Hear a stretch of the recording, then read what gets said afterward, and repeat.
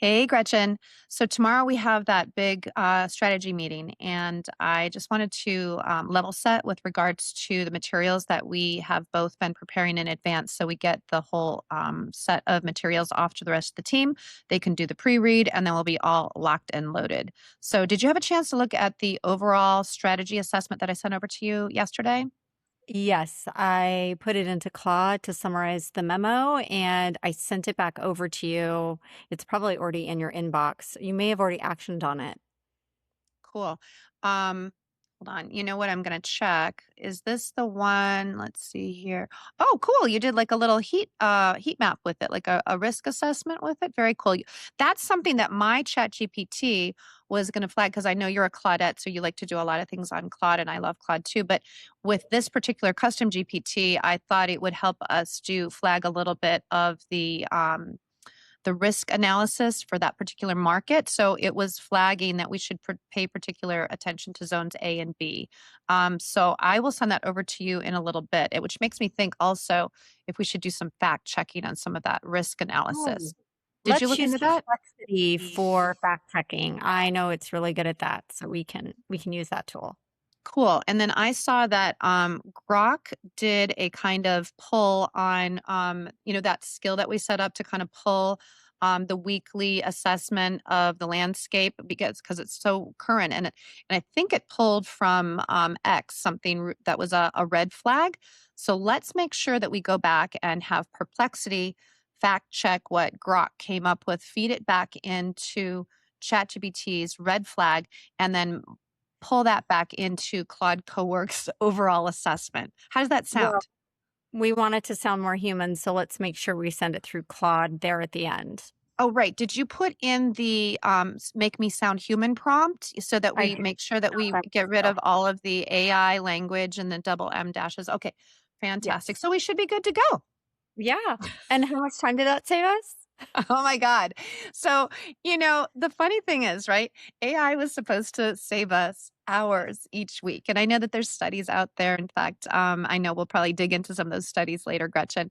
But I remember one account saying it saved us like 11 to 12 hours a week. But I wonder how many hours per week we are adding to all Mhm. of this like AI intelligence, multi-layer coordination, because as we're leveraging each of the premier models and other models and connectors and linking it to Airtable and Dropbox and all these MCPs or whatever you're doing in your business flow, how much time are we adding to like multi-layered intelligence management? I don't even know if that's a thing, but I Right. feel like I'm I'm more like drained sometimes making sure, and have I even managed the conversations well in each premier model to make sure that I'm creating artifacts that then link back into the most recent that I'm going to plug into the next model. Does that resonate with you?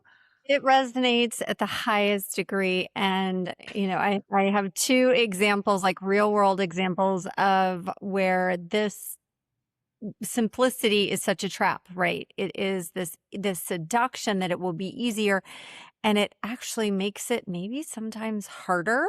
And if you had just done it yourself, Yeah. maybe the outcome would have been better and you'd feel more connected to the work.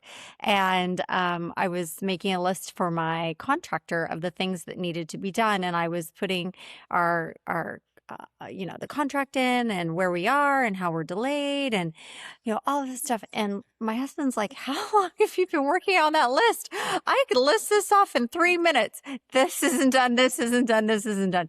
And, an hour and a half later, I had the prettiest list, but I don't know that the list is better. I don't know that I feel better having had that polished list. I think it certainly looks better than if I were just to type it out, like with bullet points. I mean, it had some highlights, it had some different fonts. So it was prettier, but it wasn't also better. And that was number one. And number two, today I had to go to the grocery store with my son. He's off at camp and he's like, Mom, I need some snacks. So we're walking through the aisles, and there's a young man, I would say early 20s, and he is having a open conversation with AI, Okay. walking the office.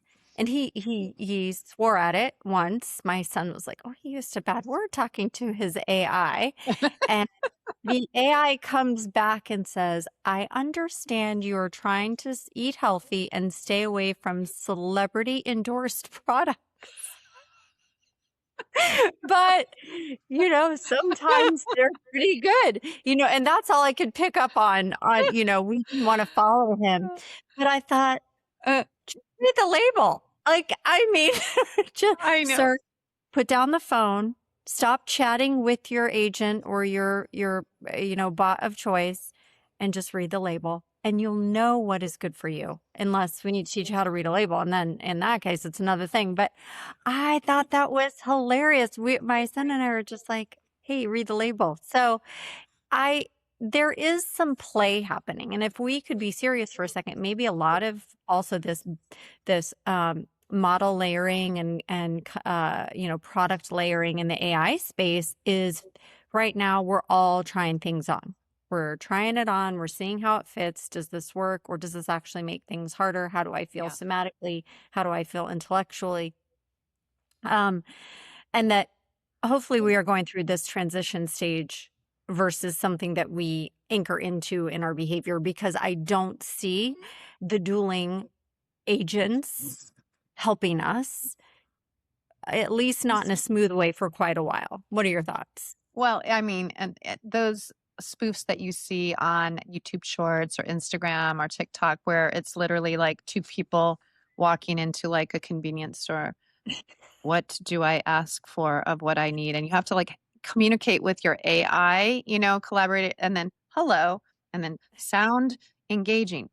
Hi with and it's like literally what is it doing to our like our social niceties? And there's a couple of really funny skits where they devolve into complete insanity and everyone has their chatbot to help them navigate a basic human conversation. So that's one particular risk. You've also seen maybe those literally dueling chatbots where you put, ChatGPT next to Claude and have them talk to one another. You might have even seen the one where they realized that they were talking to one another and they switched out of English into some other language that locks humans out of the conversation. So I don't know if you saw that. It's crazy. But Um, I add that to my nightmares. I don't know. yeah. But I mean, it really reveals, and this spoof that we did at the beginning is not far from the truth. I was just on a couple coaching calls earlier this week where quite literally during the coaching call, an executive receives ding, you can hear, something comes in on either Teams or, their email. And it's an email clearly written by ChatGPT with an attachment that's clearly pulls it up and it's like clearly slides done by Claude Cowork. I know because I use Claude Cowork and I know if you don't customize these things, I know exactly the kind of generic output that it gives you. And then the question is not, okay, now I have to use my custom GPT and my, like it doesn't start with human wisdom and it doesn't start with like human um kind of reflection, wider perception and meaning making. It goes immediately back into how can I use these same tools, keep going with the speed and the efficiency that are required, but make it sound human. And at what point do we start to slowly, quickly lose our way in that process? And this is when intelligence becomes more and more and more abundant. And we're just at the tip of the iceberg, I would say. And so I think that's really the question is how do we catch ourselves? There's a lot of these processes are time savers and they can.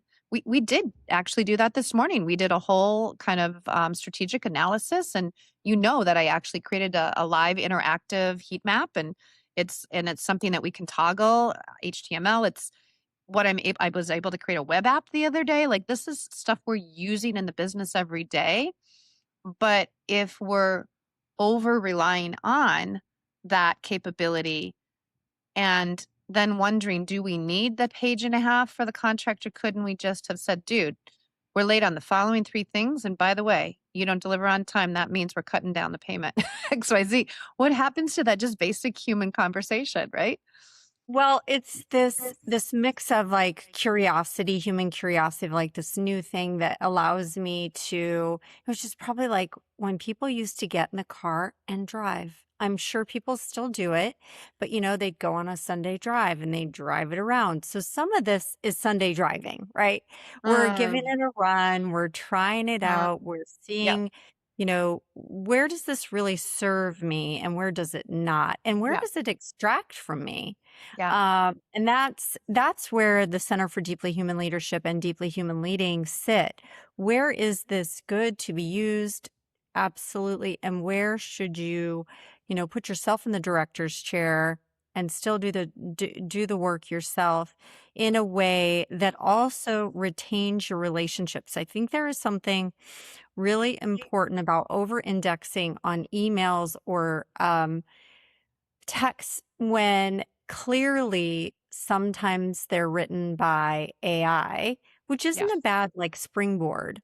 Um, but if someone is just sending that out, then are you thinking they're just offloading, right? There isn't a lot of connection to what's happening with the conversation I think I'm having. And is I'm having a conversation by myself, or am I having a conversation with another person or this person's bot? And how much is this person's agent or bot part of who they are? right. And so information is abundant.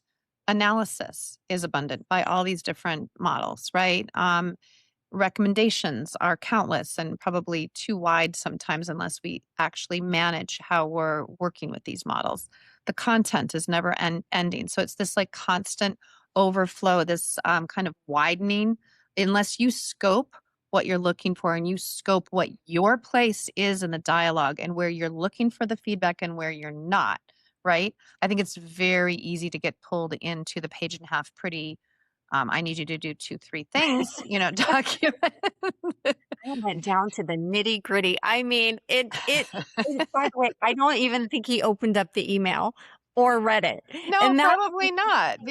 so much information that we're getting information that isn't tailored to us. Humans do not like, to be in an avalanche of data Yeah. and get it so quickly, because what will happen is we will sort of just like shelf it and read and skim.